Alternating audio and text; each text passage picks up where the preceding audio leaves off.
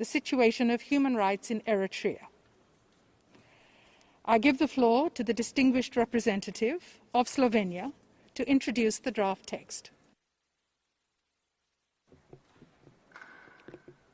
Thank you. Madam President, on behalf of the European Union, I have the honor to present draft resolution L14 on the situation of human rights in Eritrea, which seeks to renew the mandate of the Special Rapporteur on Eritrea. The European Union is presenting this resolution because, regrettably, we believe the human rights situation in the country requires continued monitoring, a view also shared by the Special Rapporteur.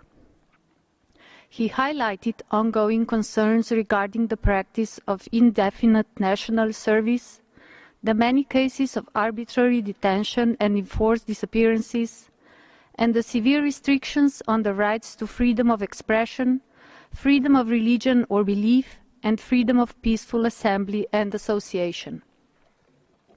The European Union is also deeply concerned about the involvement of Eritrean troops in the conflict in Tigray. We believe that it is imperative to allow independent experts to investigate these human rights violations and abuses, establish responsibility, and ensure that perpetrators are brought to justice. We reiterate our call on Eritrea to step away from its policy of limited cooperation and to fully cooperate with the Special Rapporteur as well as with other international and regional human rights mechanisms by granting them full and unhindered access and by adopting the proposed benchmarks. Madam President, L14 is a technical, straightforward resolution. It is the product of a thorough, open, transparent negotiation process, and we warmly thank all delegations for their cooperation and their valuable input and comments. For these reasons, the European Union hopes that all delegations can support the adoption of this resolution. I thank you. I thank you. And I have been informed by the Secretariat that there are 2 additional co-sponsors for this draft. I now give the floor to members of the Council who wish to make general comments.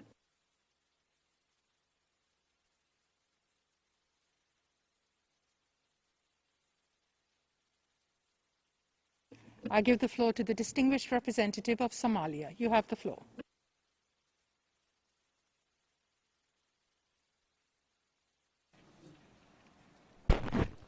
Thank you, Madam President.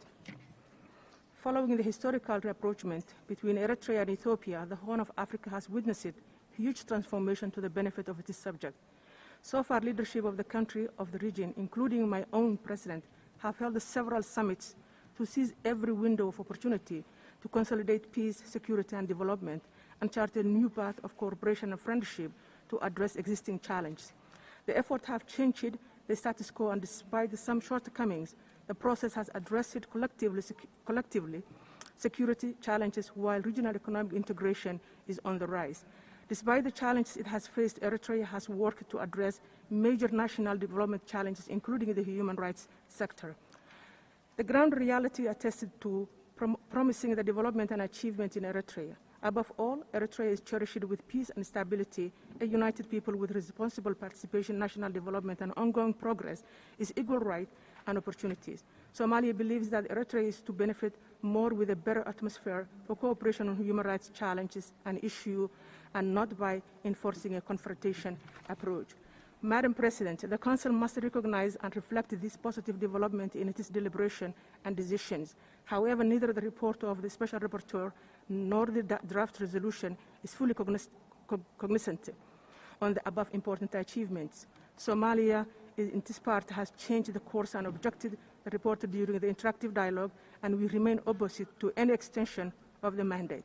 In the light of this above, my delegation would like to call the Council to vote on Resolution A, HRC/47 L14. Somalia will vote against and call all the other members to do the same. I thank you, Madam President. I thank you. Are there any other delegations who would like to take the floor to make general comments?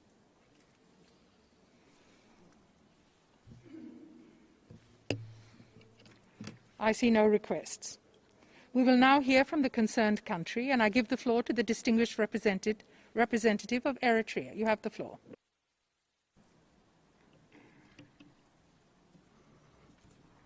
Thank you, Madam President. Once again, Eritrea is facing the usual ritual that characterizes the unjust and unfair treatment by some Western countries with hardline position against Eritrea in the pretext of human rights. The fatal political intent remains vilification, isolation, and destabilization of the nation. Moreover, the politicized Human Rights Council resolutions and mechanisms serve as a continuation of the external existential threats, including the 2010-2019 unjust sanctions driven by the same Western countries imposed under the umbrella of the UN. At the time, the resolutions and mechanisms also served as a continuation of conflict in the Horn of Africa. In the above situation of existential external threats for almost 2 decades, Eritrea remained resilient, and despite challenges and problems, tangible progress has been achieved, including on human rights. After the peace, security, and development declarations with Ethiopia and Somalia in 2019, with a wider implication in the revitalization of the Horn of Africa regional dynamics, Eritrea has developed a national development roadmap. Despite the COVID pandemic situation and the renewed futile efforts of hostile dominant force with unwarranted geopolitical agendas and interests to abort the new emerging regional dynamics in the Horn of Africa, including in the pretext of the Tigray crisis, Eritrea's development effort in some productive sectors and critical areas of comparative advantage is going on, and the effect of the pandemic is being controlled. The crisis was instigated by the premeditated attack of the defacant TPLF clique for regime change in Ethiopia, and at the same time invade Eritrea, make regime change, and occupy sovereign Eritrean territories. It is incumbent upon the HRC to rectify its view on the crisis and stop its allegations on Eritrea. Madam President, in a sense, the draft resolution is based on the unacceptable and unproductive, as well as already rejected Special Rapporteur report presented in the present session. Eritrea rejects the resolution aiming extension of the mandate for a further 1 year and will not cooperate with the Special Rapporteur for the following reasons. Number 1, violates the principle of sovereignty and disregards Eritrea's national context, needs, and human betterment ideals. 2, attempts to portray an unwarranted systemic human rights failure, negating Eritrea's ground reality and the attendant tangible progress as well as challenges. 3, relies on the unacceptable human rights benchmarks that undermine Eritrea's national context, ownership, priorities, and human betterment ideals, and has not created any dividend in the last 10 years and will not in the future. 4, is full of presumptuous qualification and relies on unverified claims from dubious sources and others who have a long history of advocating for regime change. 5, there is no consent of Eritrea on the mandate. Nevertheless, the effort to mainstream human rights in national development is being strengthened and expanded. In this regard, Eritrea is committed to expand and strengthen engagement and international cooperation, among others, through the UPR and with the OCHR on its 3 priorities present to the Office for Technical Capacity Building. Madam President, in view of the above state position and collective and shared responsibilities that we all have to the ideals of humanity, human rights concerns ought to be addressed through genuine engagement and cooperation and decided by consensus. The situation complicated by the protracted politicization of human rights, creating polarization, however, dictates resort to voting. As such, consensus should not be a bunker to be utilized by certain Western countries perpetuating political ill intent in the pretext of human rights to subdue developing nations in particular. In the above context, we call upon the members of the Council with genuine position in the promotion of human rights that befits in the ideals of humanity to reject the draft resolution and send a strong message that business as usual is not the future. The need to establish a unity of thinking, practice, and organization against politicization that endangers the decisive importance of the Human Rights Council as an august body that emerged as a result of the failed experience of its predecessor is still of decisive importance for consideration. I thank you, Madam President. I thank you. I have been informed by the Secretariat that there are PBIs for this draft resolution, and they have been posted on the HRC extranet. The activities are considered perennial in nature, and the related provisions have already been included under the programme budget for the relevant years.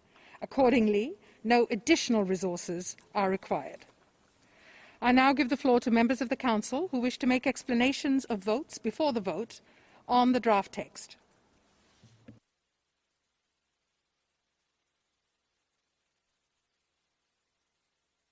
I give the floor to the distinguished representative of the Philippines. You have the floor.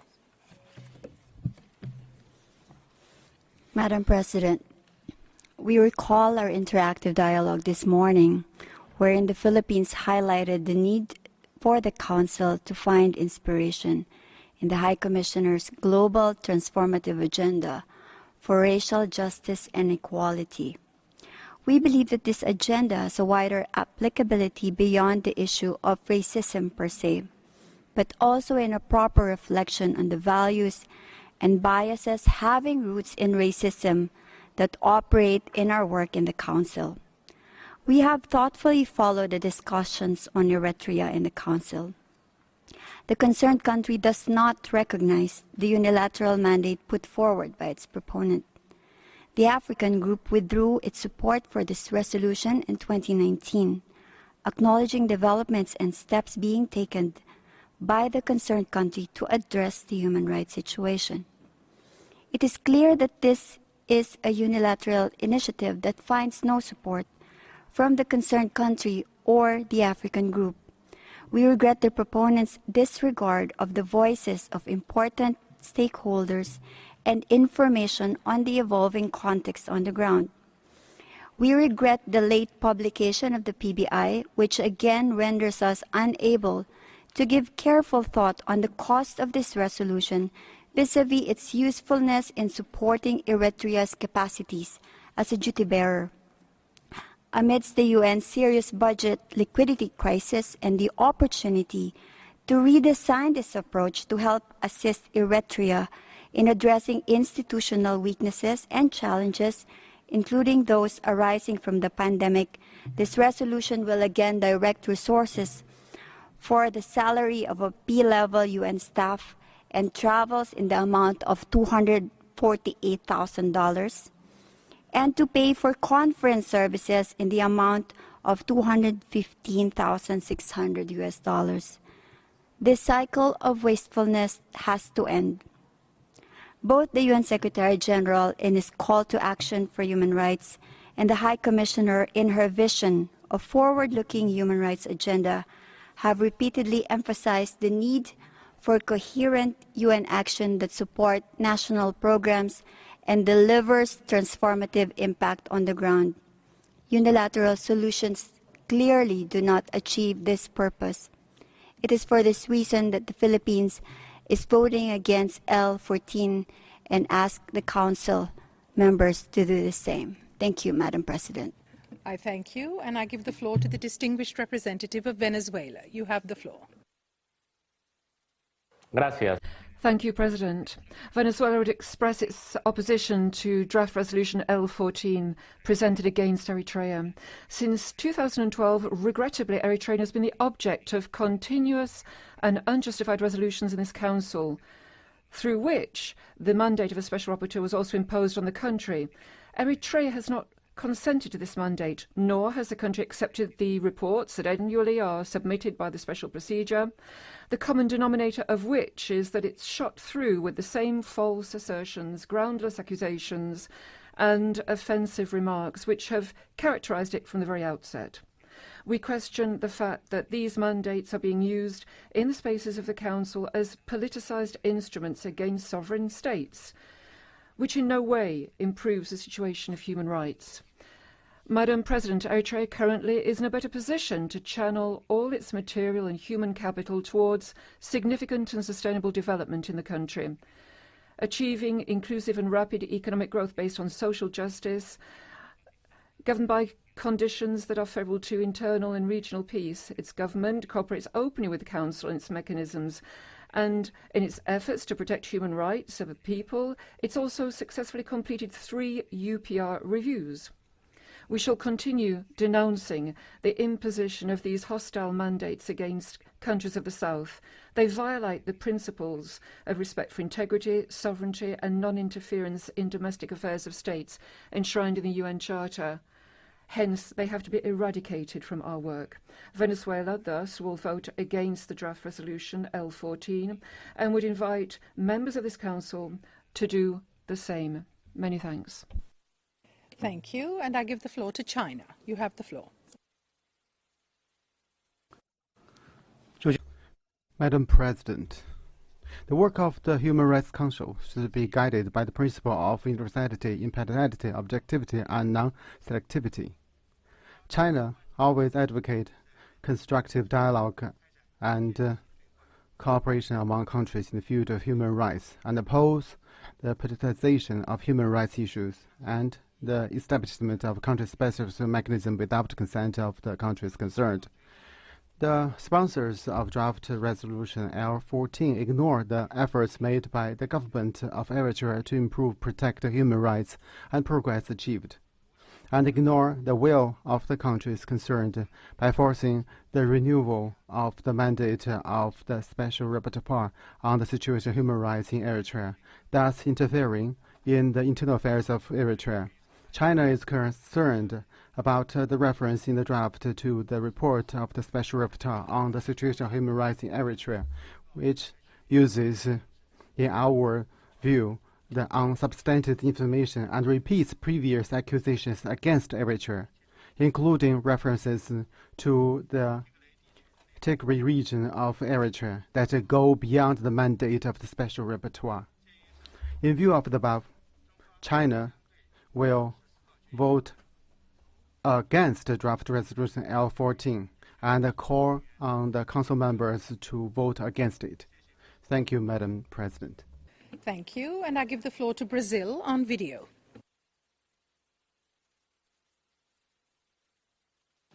Thank you, Madam President. Brazil has been following national developments in Eritrea and their regional implications with great attention.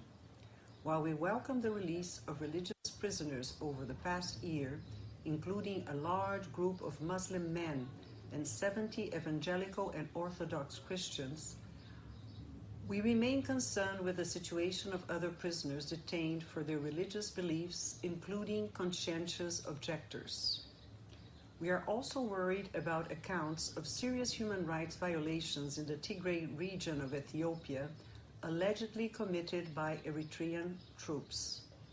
Hence, Brazil will once again vote in favor of this resolution on the understanding that by extending the mandate of the Special Rapporteur on the situation of human rights in Eritrea, this Council can help in fostering dialogue and encouraging all stakeholders to ensure full respect to human rights and fundamental freedoms in Eritrea and the region. We remain hopeful that this resolution results in greater cooperation of the Eritrean government with the Office of the High Commissioner to strengthen the protection and human rights.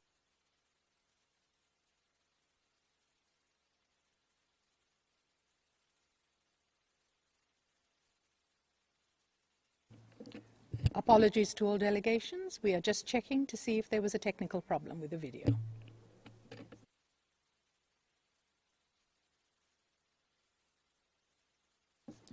I'm advised that that was the end of the video. Are there any other delegations who would like to take the floor for explanations of vote before the vote?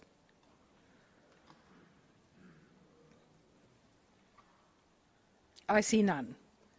At the request of the delegation of Somalia, the Council will now proceed to a recorded vote on draft proposal L14. I now ask the Secretariat to open the voting machine, and I request all delegations to register their vote.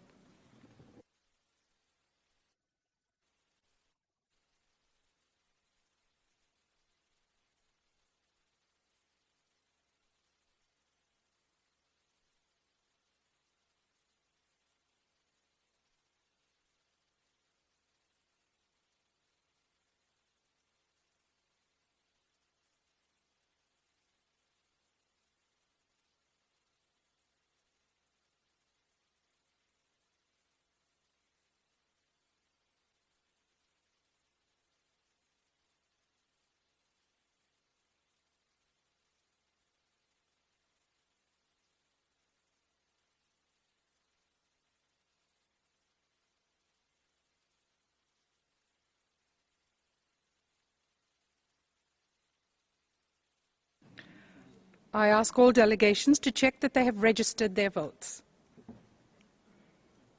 And I ask delegations to check whether their vote is accurately reflected on the screen.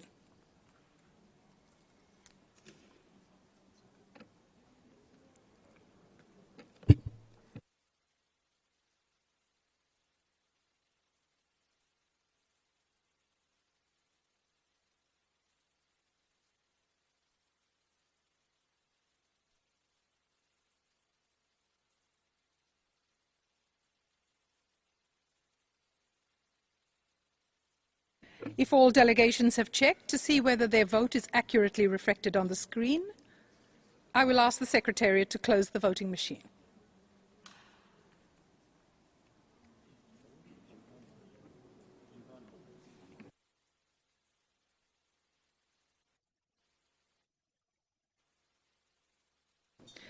The voting is now closed.